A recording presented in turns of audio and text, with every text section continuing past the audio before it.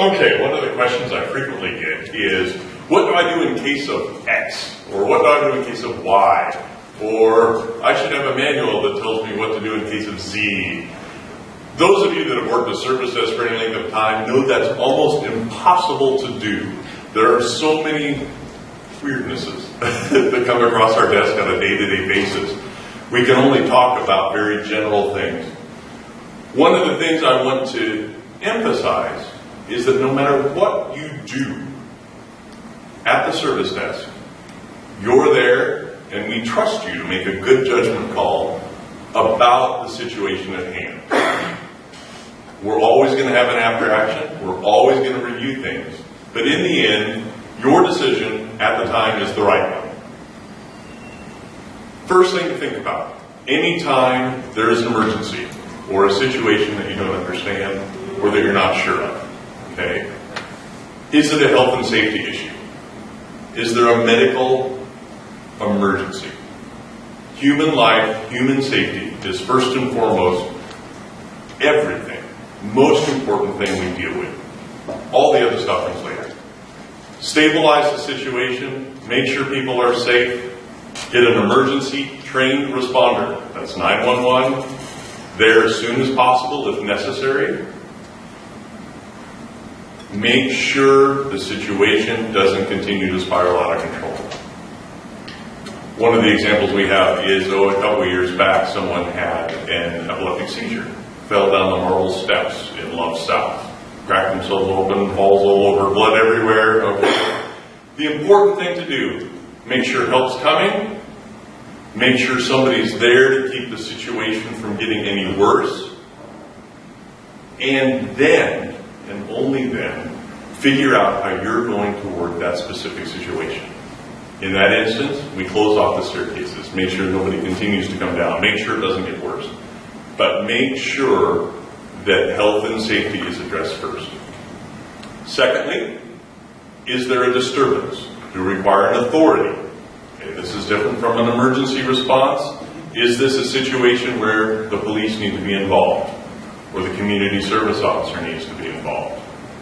If you're not sure, call them. That's their job. Okay? That's 2222 on any campus phone. You can get a hold of a campus operator. Just pick up the phone, dial 0. The nice dispatch person will pick up and get somebody there faster, probably, than you can get back to the situation. Rules are the same as they are for a health and safety. Make sure the situation is safe. Make sure it's not going to get worse. Make sure you're safe.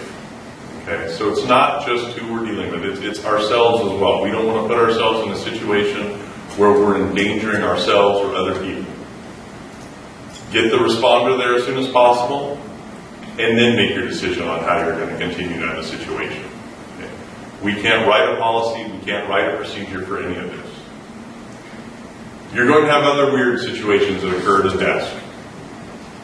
For instance, I think we had one recently with a lost child, where, and believe it or not, as an academic library, we don't have a lost child policy. We don't have a lot of lost children, right? So, let's go through it. Is everybody safe?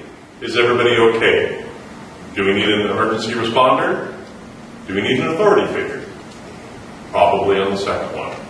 Okay? Call somebody, get somebody there. If not, if we don't need one, if the parent's just over there, okay, can we handle the situation? Make your judgment call. This may be a situation where we see a child interacting with a parent, we're not sure it's a safe situation. We're not sure we want to insert ourselves into that situation. Call campus police. It's much better to call an emergency responder and not need them than the reverse. Get help if you need it. And that's true of any situation. Get help if you need it.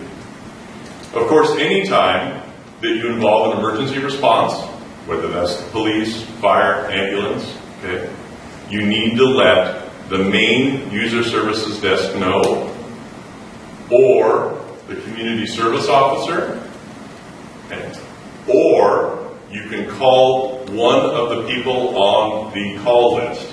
Regina and I have been talking about this for those of you in the Commons who who don't always work a desk shift, unlike some on the south side, okay? There are 3 people we always call if all else fails and we can get a hold of no one else, okay? Deb, myself, or the dean. Okay? And those numbers are on the LibGuide to get a hold of us, okay? If that's something goes desperately wrong and we don't know who to get a hold of, call one of those 3. If all else fails, those people will then call the right person to get in there. What we don't want is to have 47 lists of who to call in this emergency or that emergency or Z emergency. Call the same 3 people and we'll work on triaging it out. If it's during business hours, contact the user services desk and the dean's office. Okay, so if you have any questions or if it's a situation that requires your undivided attention, make sure that you mention to user services, hey, can you call the dean's office?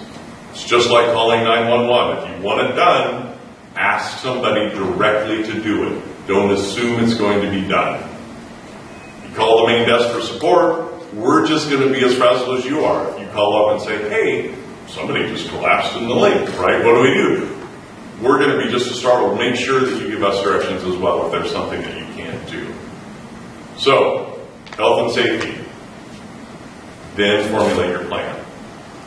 Most of these emergencies, there is no way you're going to have time to look up whatever policy or procedure we have in place. Use your best judgment. Let us know what decisions you've made. This will give us an opportunity as we go through and review the actions to make sure, should we have more information available? What could we have done better? But that in no way means that you've done something wrong or incorrect. You're using your best judgment. Any questions? So in the past, when something happened up on the second floor in reference, we just simply had to call you. Right. Circulation to let you know. Now we have to call the dean's office as well? If you don't, okay, if you can't, just tell user services, please call the dean's office, is all I'm saying. Make sure the dean's office gets notified. Of course, this is during 8 to 5, Monday through Friday. Okay? So, what we don't want to do is make sure that step gets dropped. Like I said, you may call and a student worker may pick up the phone. Okay, we're not, we're going to have times where they're just students manning the desk. So they may not be completely familiar with the protocol. Okay, or if there are alarms going off in the building and you call down and there's a problem, the staff member may already be away from the desk en route to that problem. So just let us know whether or not you've been able to call the dean's office so that we can if you don't. That's all I'm saying is we want to make sure we add that step in. Just like when we tell somebody directly, you call 911, just let us know so that student worker then, if they hang up the phone, they can pick up, call the dean's office and let them know the fire trucks are on the way. So, or whatever the situation might be. We always hate for Nancy to look out her window and see an emergency vehicle roll up and not have told her that an emergency vehicle is rolling up, right? We don't want that to be in that space.